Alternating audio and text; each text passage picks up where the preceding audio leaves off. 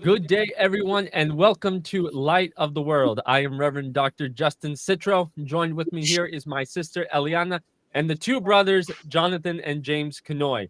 And welcome to this special episode of Light of the World where we're going to be honoring our mothers.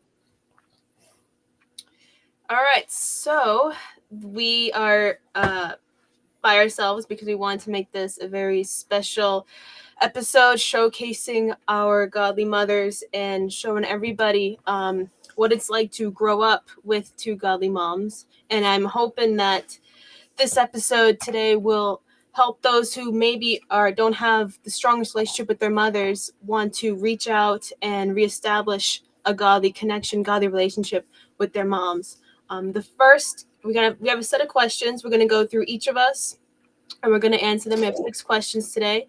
The first question that we've got here is, what's something your mother taught you, whether by word or example, that you still carry with you today? And we're gonna start with Jonathan. Well, hello, everyone. This is a wonderful question, especially with Mother's Day approaching. Something that my mother taught me that I still hold on today. My mother's taught me a lot of things, and James can attest to this. She's always willing to give some strong advice, but something that I've always carried with me is a sense of faithfulness, and always being whenever you're in a situation where you might not know the answer to, always go deep in prayer and trust that God is going to see it through. And it can be a good thing, or sometimes, it feels like a painful thing in the waiting, but to be faithful in those times of, let's say, struggle, or you don't know what the next move might be. It's important to stay faithful. My mother, I think, through example, taught us. My brother can attest to this too. Taught us that important lesson. That even today, as a father, and watching my wife as a mother, being faithful in tough situations is crucial. For me, I think the biggest thing that I've been taught by my mom, both by word and by example, is obedience to God first and foremost, above like everything. Um, like literally, no matter what anyone else around you tells you, no matter what the situation looks like, no matter if everyone's telling you to go another way. If God is leading you to do something, if God tells you to do something, you obey no matter what anyone else has to say, even if if people judge you, even if people say things about you. As long as God sets you on this road, as long as God's told you to do something, are to walk in obedience, no matter what you think, no matter your own self-doubt. She's been obedient to everything that God tells her, no matter what anyone else around her has said. She's like, God told me this, I'm going to stay on this path no matter what. And it's always shown that God was, of course, always right in every scenario. And she's been blessed because of this obedience that she has in her life, and she's shown to everybody, not just to us, but to everyone in her life, everyone around her, her friends, the rest of our family, that obedience to God is number one, and that leads to a blessed life. James? Yeah. My mother, she's taught me a lot, truly. I guess one thing would be like the importance of family. Really, as growing up, I would remember my brothers were just brawling. We just fight. Jonathan beating me up, doing something to make me mad. And I just know my mother would always tell me, go back, ask for forgiveness, say sorry, be bros again. And now it's to the point where my Jonathan can literally say anything to me. Anything.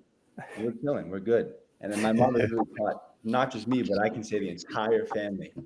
Like, hey, yeah, we can be mad, but only for a couple hours. After that, you got to hug it out.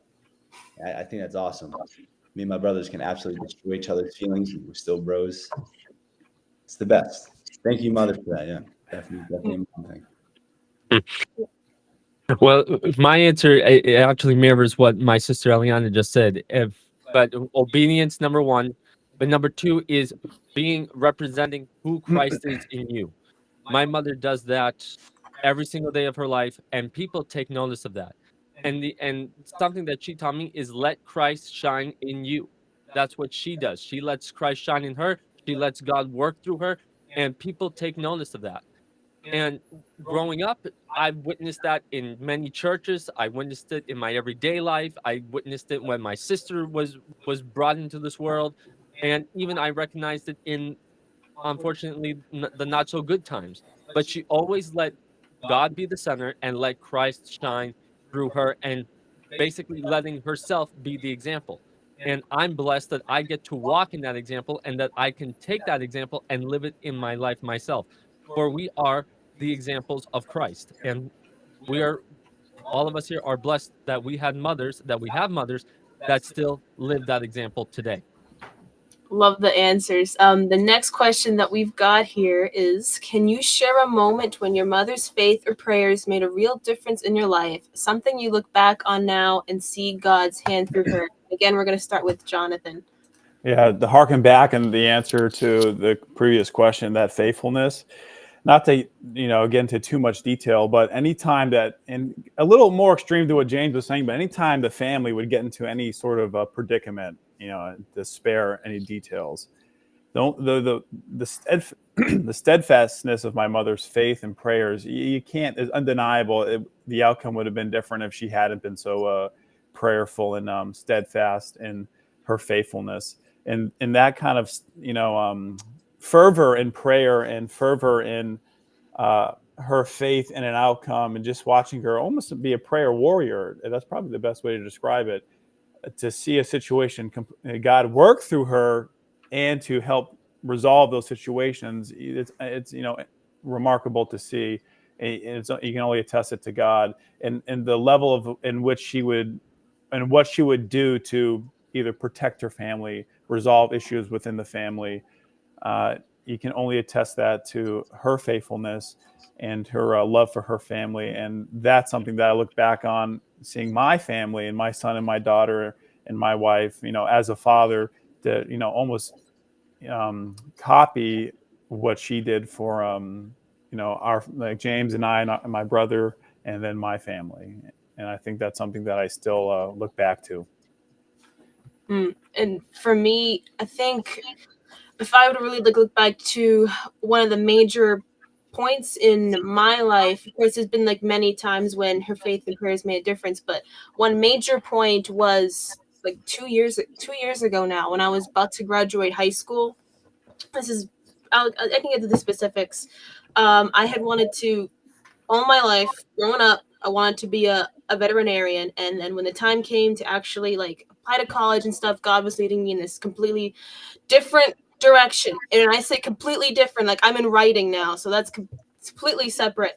And I was like really distraught. It was a very hard time for me to actually like come to grasp that, okay, this dream I've had literally my entire life, I have to put that aside and do what God wants me to do, where God is leading me to go.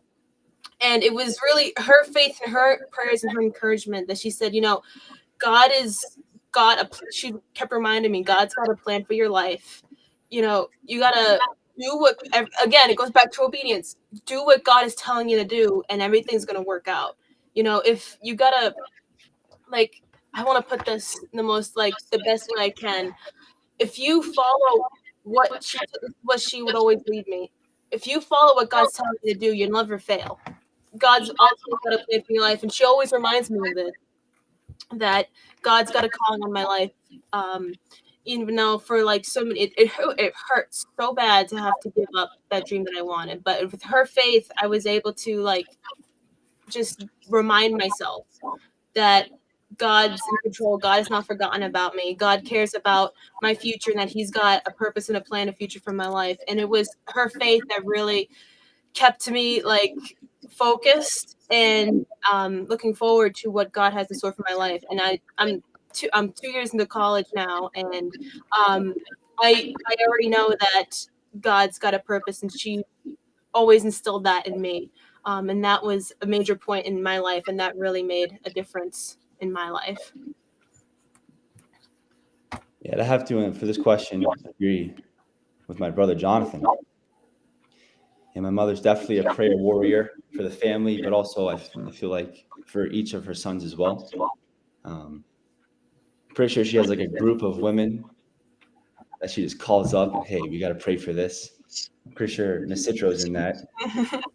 Yeah, absolutely. It's so if you're in a sin and you're enjoying it a little bit, I'd say, hey, if my mother finds out, you're getting interceded for, big time. So let's hope. Yeah. Anyways, yeah, she's definitely a prayer warrior. I've seen it through my brothers, myself. When we're going through the wrong path or doing something we shouldn't be doing, or maybe a decision that we don't know what to take in life. Once my mother gets on her knees and prays, game over. Something's happening. Love that. So mine is actually this question actually relates to my personal testimony, believe it or not. Several years ago, I think back starting in, I think it was either 2016 or 2017, I was diagnosed with ulcerative colitis. And, that was a dark time in my life. And, it was also a time where God brought me to the next level of my faith. But, with my mom in that situation is that the medicine wasn't working. The medicine was causing more harm than good. And I remember seeing my mom interceding on my behalf, praying with God. And I have to agree with what James and Jonathan said about our moms being prayer warriors, because they are prayer warriors. We would be nowhere without the prayers of our mothers. Let's just, put that out there. And she was praying one day, and the Lord said, I will heal Justin not by medicine. And of course, my mom questioned it, but she prayed. The door was open, and a natural alternative way for me to be healed came forth. But it came forth because my mother made that commitment to pray for her son. And that is also an example for us is we have mothers who are prayer warriors. That means we have the example that we have to pray the exact same way. Because when you grow up and you see that every single day, then you start to practice in it yourself. And the way how I see it now is that when my mom prays, I see in the spirit the hand of God upon my mother, imparting wisdom, imparting direction, and imparting the next steps for our family to go forth. And another thing, another example I gotta say is, Manda University, this platform that we're on now, Light of the World, and of course Sudbury International Church.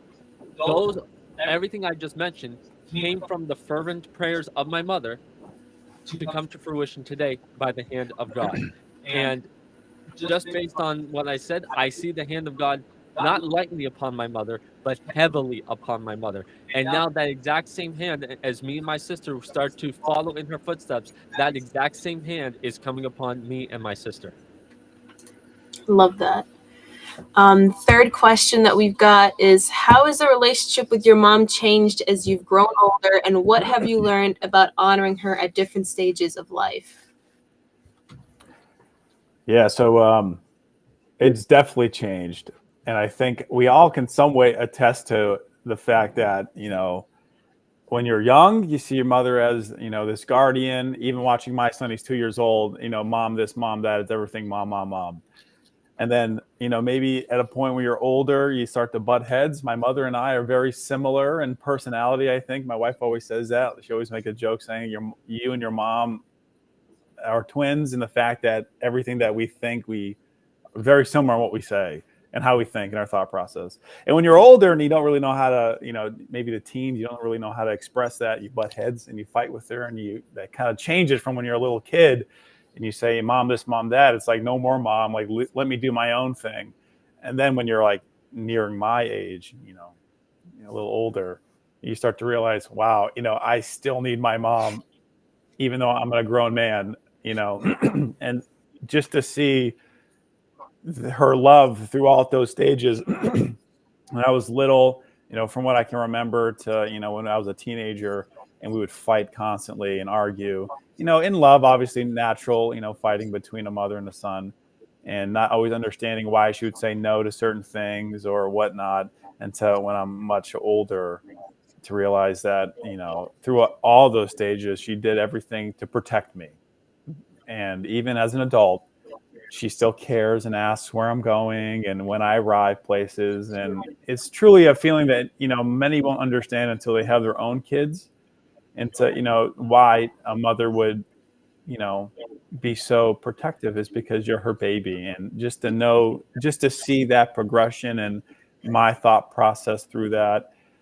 Only thing I can do is honor her. And I know it says the question is like, how to honor her through the different stages. I just think reverence in that love, and just truly understanding that a lot of it was, a lot of sacrifice and pain on her end. Say that we got into a big fight, I'm sure she went to bed, hurt and upset.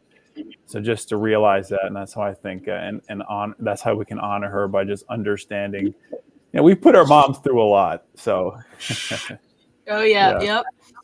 And I think a great way to put it is also, it's not just our relationships with our moms have changed, but they've also like matured. Like as you said, Jonathan, as kids, we're like, we don't always appreciate everything that our moms do for us on a daily basis, especially in the area of correction. We don't appreciate that. When we get to that later, it's another question as well, but obviously we don't understand, what she's doing at the time, and we're angry, we're upset, we're kids.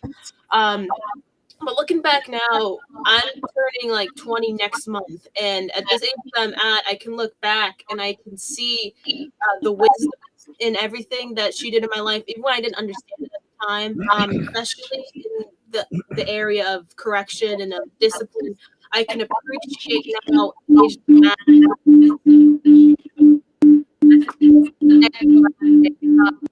on someone's mic. We good?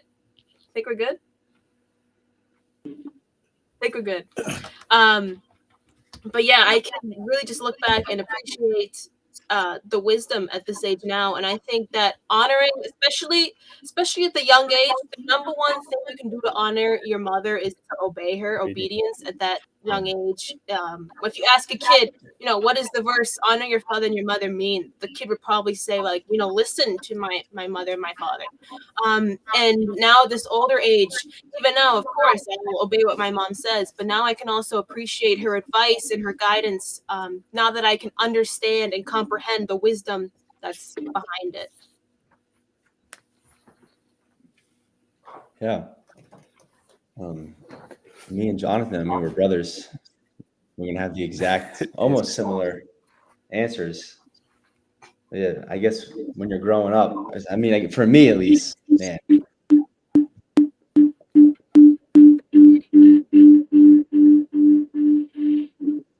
I thought, honestly, my mother was annoying.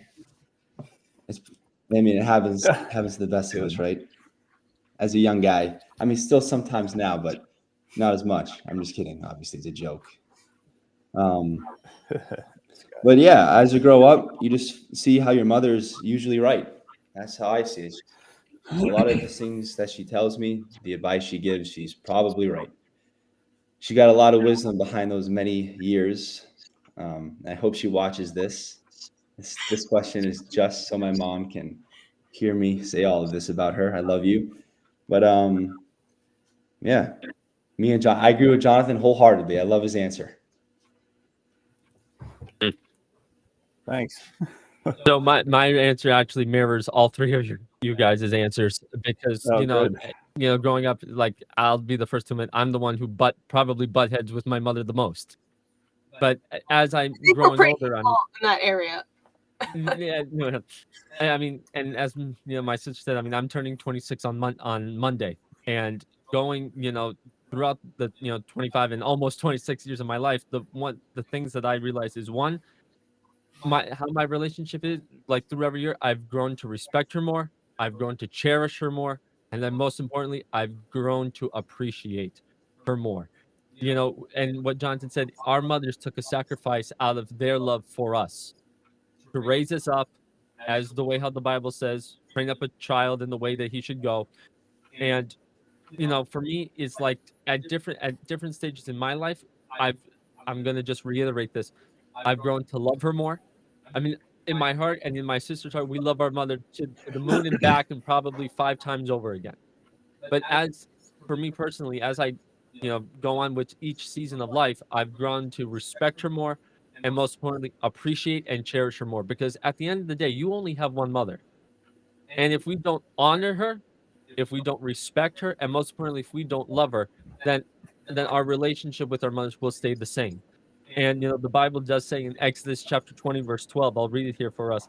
Honor your father and your mother, that your days may be long upon the land which the Lord your God is giving you.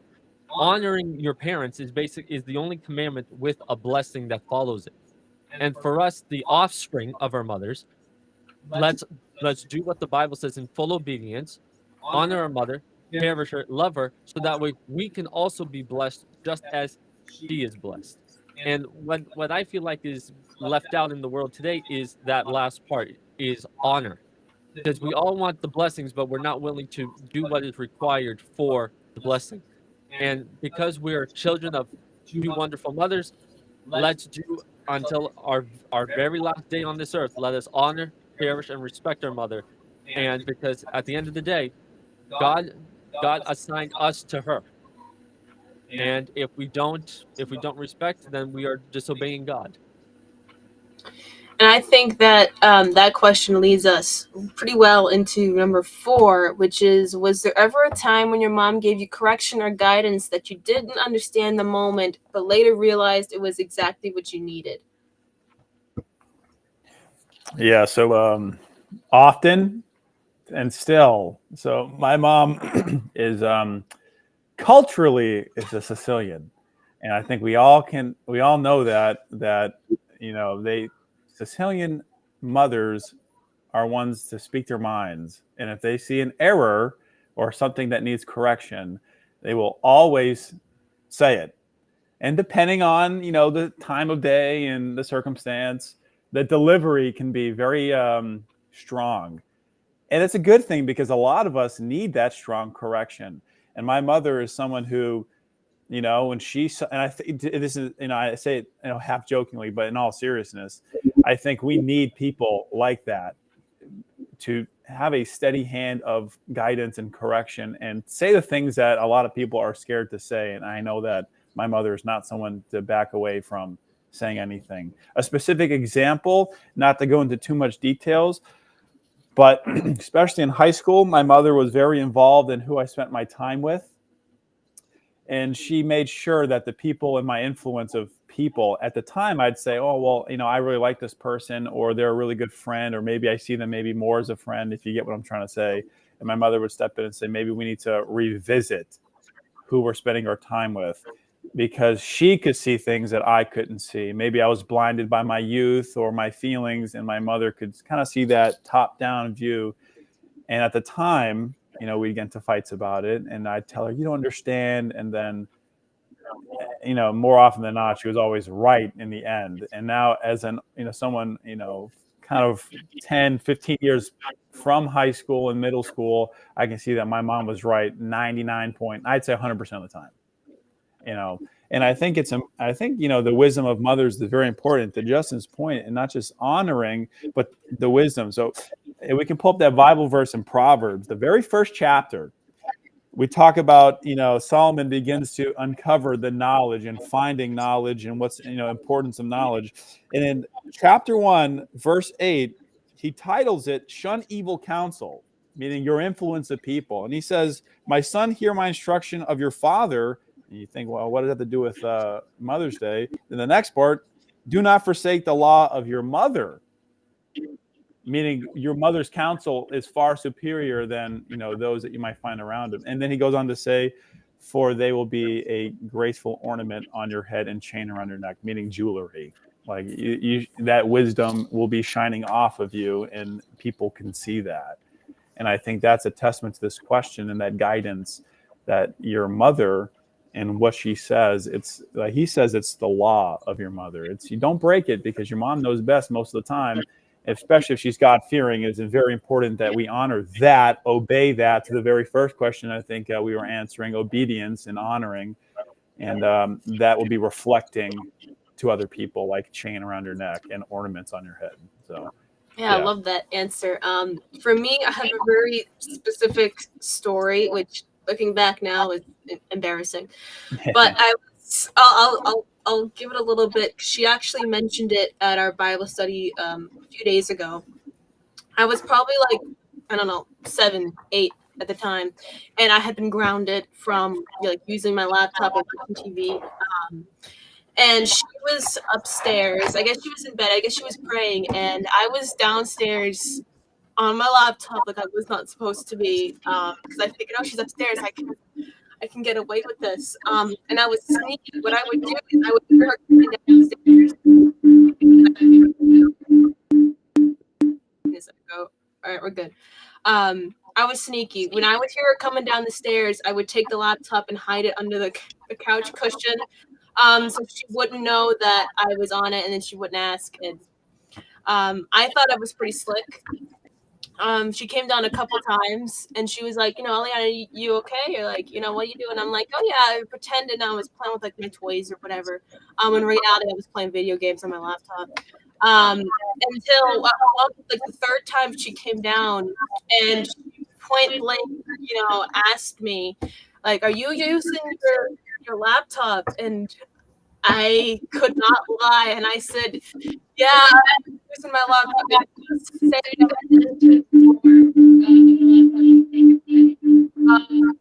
needless to say, it got locked in the china cabinet after that. But what she told me at that point is that God had told her that I was on my laptop, and me being 7, 8 years old, I was like, does that mean God tattletaled on me? And she was like, yeah, God told me what you were doing. God sees what you're doing.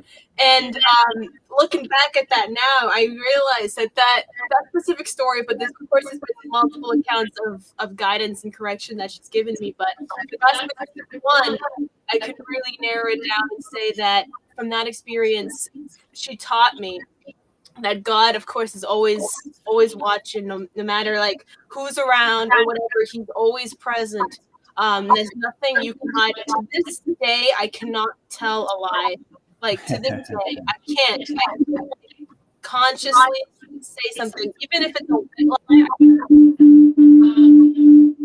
I say something that I think could have been a lie, and I realize it afterwards. I go back to that person. I say, wait a minute, I don't think that was true, and I fix it, because I cannot, knowingly say a lie, because I know it's been instilled in me that God's always listening, and God's always watching. And that was just one specific story about that. But looking back now, I realize that that's really stuck with me, and it's such an important thing, especially growing up, to have with you and to carry with you, of course, into adulthood. That God is always God's always watching, and to always be obedient to God first and foremost.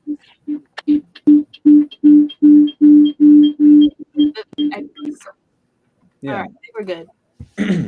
My mom's giving me a lot of correction and guidance. Yeah, it's funny, Jonathan. It is. I can give one specific example. It's actually pretty recent.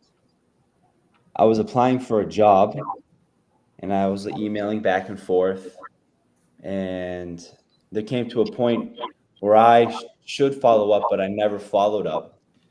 And the way my mother corrects me is by asking me questions instead of telling me, because I guess I work better with questions. Instead of telling me, oh, follow up, she would just ask me, did you follow up? Did you follow up? Like 10 times. Insane amount of times. Probably more than 10. But that's her way of correcting me. And I never followed up, which I should have. And she was correcting me for that. So then she went out of her way and went and talked to the person herself. Which, thank you, mother, for that, because now it's literally alley-oop after alley-oop after alley-oop. And it's just coming. God's really just crazy with it. But if I were to listen to my mother's correction with those questions, and with her telling me, hey, follow up, she might not have been to get involved, and I could have, been a man and followed up on my own instead of relying on my mother to do the dirty work, which is something I learned. But yeah. To just add on what James was saying, it even goes to show the willingness of what mothers are willing to do, to just for her baby boy to go resolve issues for you still. That's right. When you're 19, 20 years old, she's still doing that. So it just shows you the willingness of what mothers are, willing to do. And Well, for me, I'm going to say this. There's been multiple instances in my life where my mother has given me correction and that I didn't realize it until it was either too late or when it was about to cross over into that 11th hour. And to what Jonathan said, look, my mother's Calabrese. All right. So the Sicilian and the Calabrese, they have the exact same hard-headed mindset. So and they're not afraid for their opinions to be voiced. And especially when it comes to their children, you're going to hear it whether you like it or not. But I'm thankful because I can remember one time specifically, I was either like 15 or 16, and I was struggling in the subject of time management, how to manage my time. Now, around that time, I was one of my favorite games came out. I was spending too much time on the PlayStation, grinding out Gran Turismo 6. For those of you who know me, racing games is my life and my passion. Besides God, besides family, that's probably video games are like bottom tier. But I was spending too much time grinding out Gran Turismo that I was neglecting my responsibilities that she had left me to. And to James's point, it was like, she interrogated me with questions. Did you do this? Did you get that done? Did you do that? And I'm like, and part of me was like, okay, a moral dilemma. How do I answer it? At the end, I answered truthfully. She told me, she goes, you have to learn time management. And for like 2, 3 years after that, I'm like, time management. Fast forward to when I turned 18, or let's say even 20, that lesson finally clicked, and I started to get my life in order in the realm of time management. And what I'm very thankful to God for is that He used my mother to teach me that lesson, because it taught me responsibility, it taught me accountability, and most importantly, it taught me traits that someday when I marry, how to lead my house, how to lead my family. And we may not understand all the things that our mothers say and do, but once it finally clicks, we can say, thank you, Lord, that you used my mother to teach me that. Because when our mother teaches us things, it is the greatest words of wisdom besides the Bible that we could ever have and receive. And God leaves what our mothers say to us and see what we're going to do with it. We then become stewards of the wisdom. We become stewards of the instruction. And then we have to see, okay, will we carry it out or will we let it fall to the ground? And, another thing that my mother taught me that I didn't understand is how to carry the instruction of God and how to execute it to the fullest potential. And I think before we move to the next question, I think I've got a verse here I think goes really great with that one, and it leads into the next question. And it's Proverbs 22:6, and it says, train up a child in the way he should go, and when he is old, he will not depart from it. And I think by what we've said, growing up, being corrected by our moms, that's something that always sticks with you, always stays with you. You always have it in the back of your mind, even if you don't like consciously recall like an event of like you did this and you got grounded. It's just something that subconsciously gets instilled into your mind, and when you're old, it just becomes a part of you, and the principles that moms teach, it just stays with you.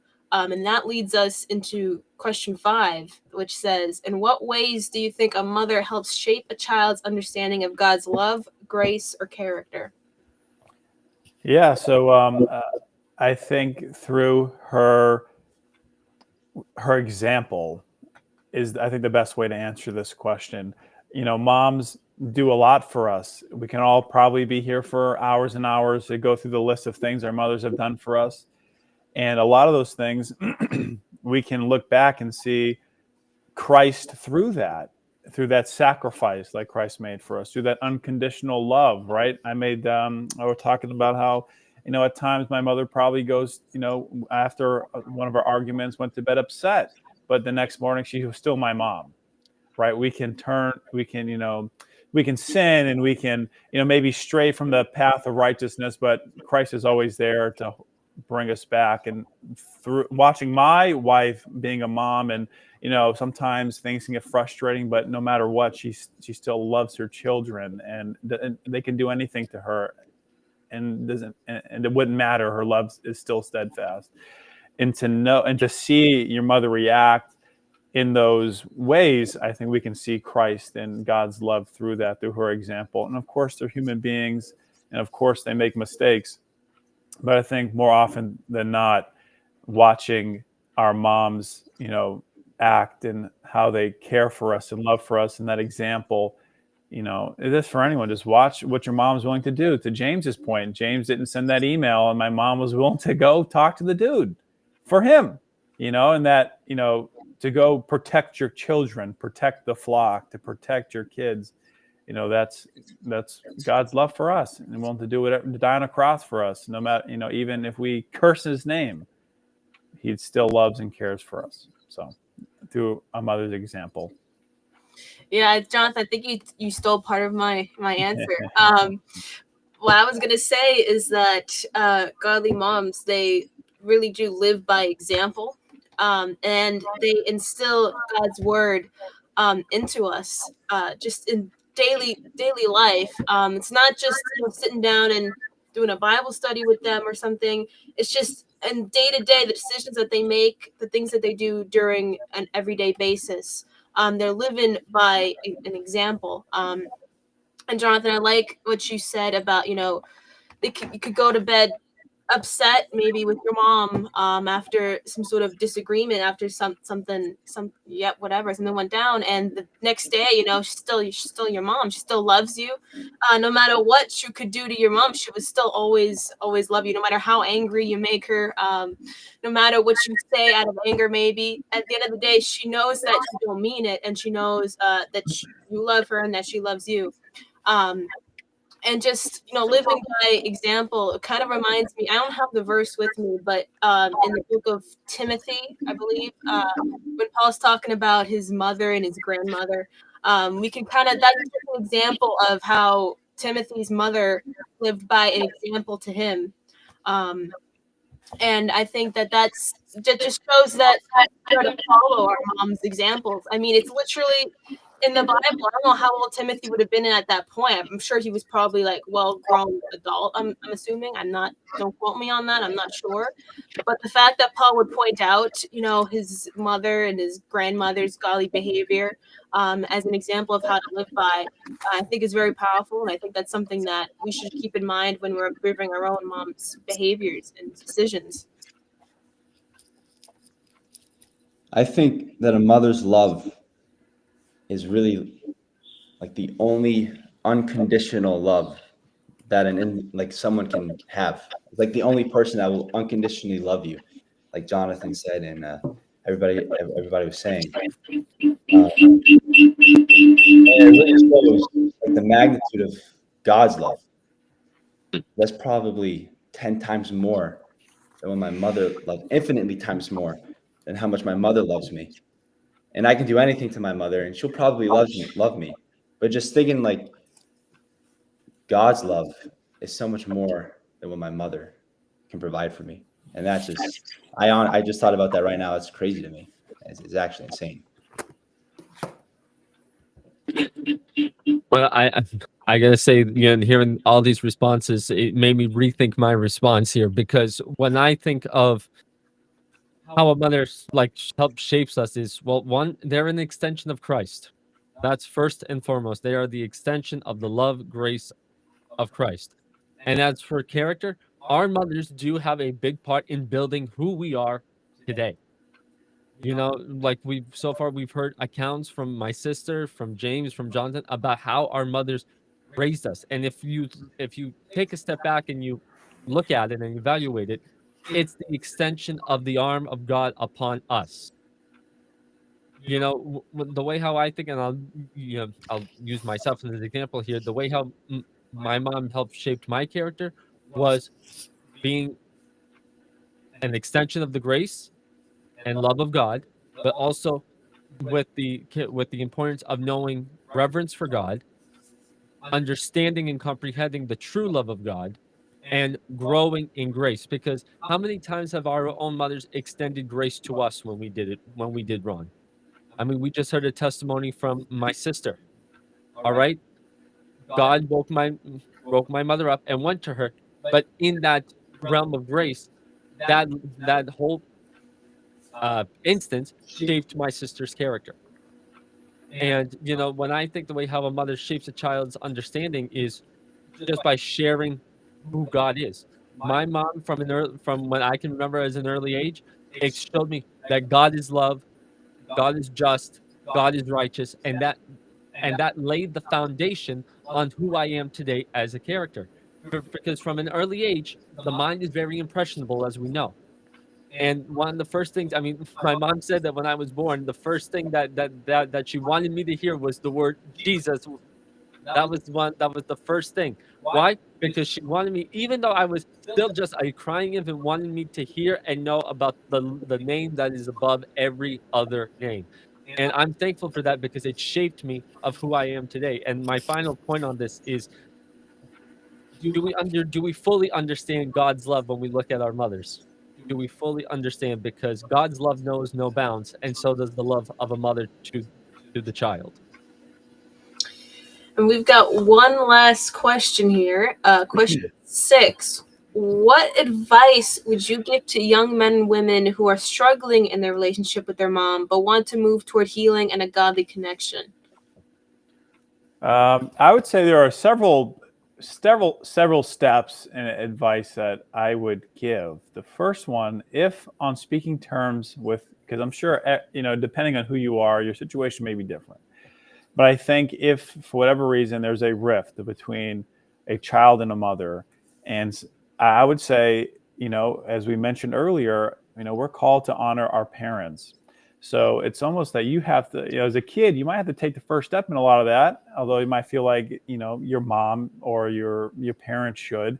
Maybe you're the one who has to go and just ask for forgiveness, because I'm pretty confident that there are two sides to every story. So say, whatever the situation may be, I'm sure there was wrong on both sides. To be the person to step forward and ask for forgiveness, because that's a sign of humility and also respect. And pray throughout that time that your mom would see that as a step toward healing. And then I would say, if you are willing to do that, get connected in a church or a group of like-minded individuals that you can find some accountability and help move yourself toward healing. But the most important thing is deep in prayer, and you have to be, God can make mountains move. So if you're struggling with your parents and your mother, or, in this case, we'll say father too, it's very important that you're in the Word, you're reading your Word, you're praying for reconciliation, because God can make things happen that you can never make happen.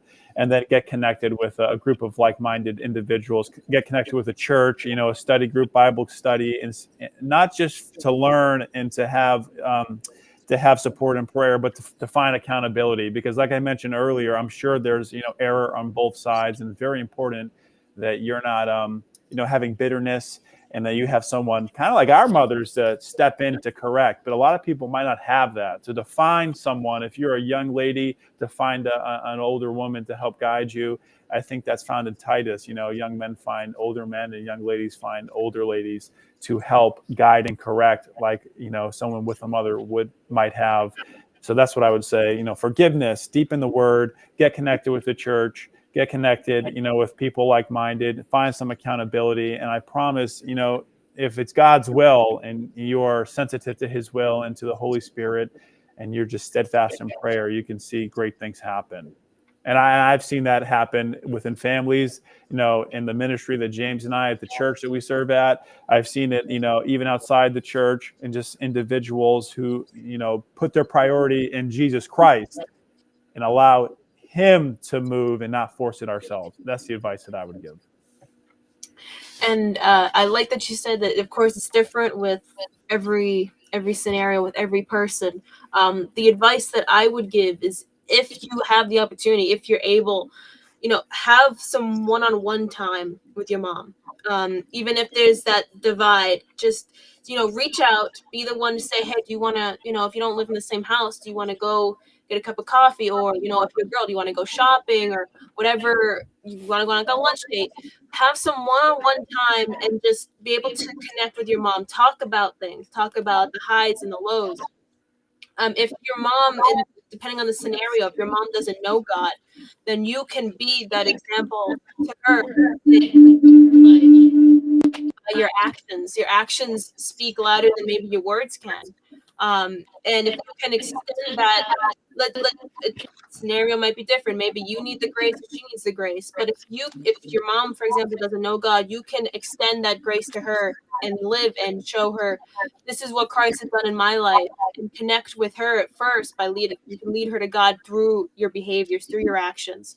And of course, if your mom does know God and there's still this divide, like I said, one time, share what God is doing in your life, share things that you've learned, just have that deep talk. And a lot of relationships really just develop, especially with moms, by just having that one-on-one conversation with what's going on in your life, the good things and the bad things. Still have motherly advice to share, and even if you don't agree with her advice, let her speak it out, because oftentimes we at the time don't think we need that advice when in reality we really do. So my second thing is to say, just listen to what she has to say. But that's the advice that I would give, depending on the scenario, of course. Yeah, I'd say communicate respectfully with your mother, and just kind of iron out everything that's going on. Talk about your problems, talk about the relationship, just talk about it. If you're transparent, honest, respectful, gears will be turned, things will happen, especially if there's God involved with it. That there will be a change.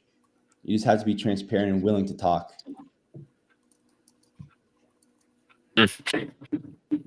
To add to what my sister said, and to what Jonathan said, I'm gonna say this: reconcile. Yeah. Right? You only have one mother. You only have one. If you're at fault, go make amends. If she's at fault, forgive her, because nothing should come between you and your mother. Nothing should come between. And sometimes in this world, relationships do struggle from parent to child.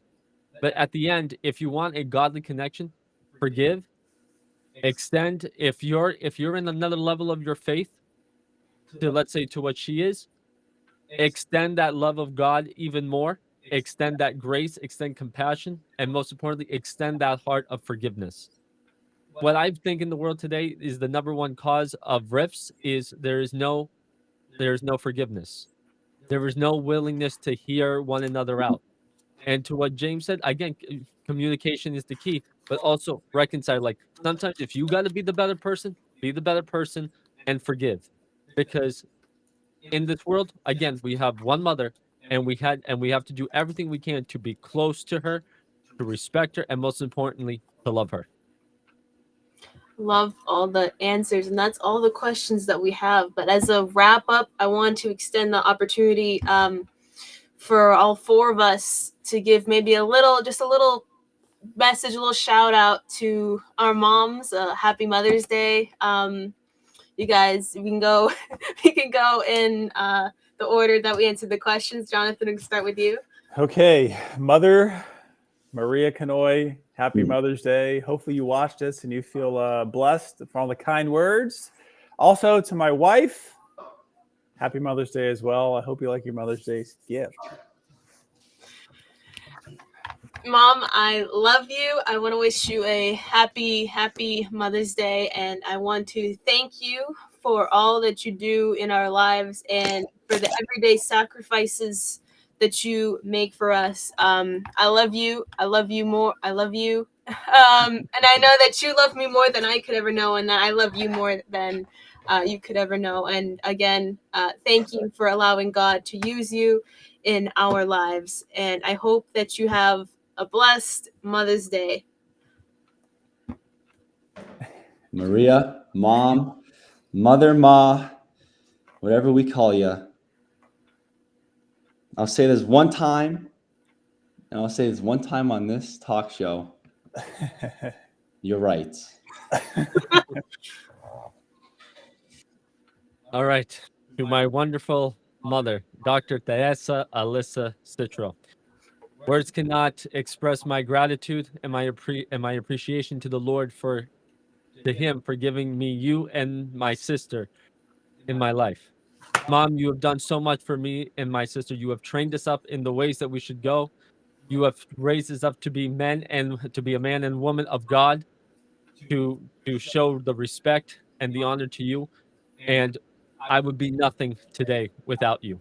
I love you, and I cannot wait. We're working together in the ministry. We're advancing the kingdom of God, and there is no other person that I would want to do it side by side than you. I love you, Mama.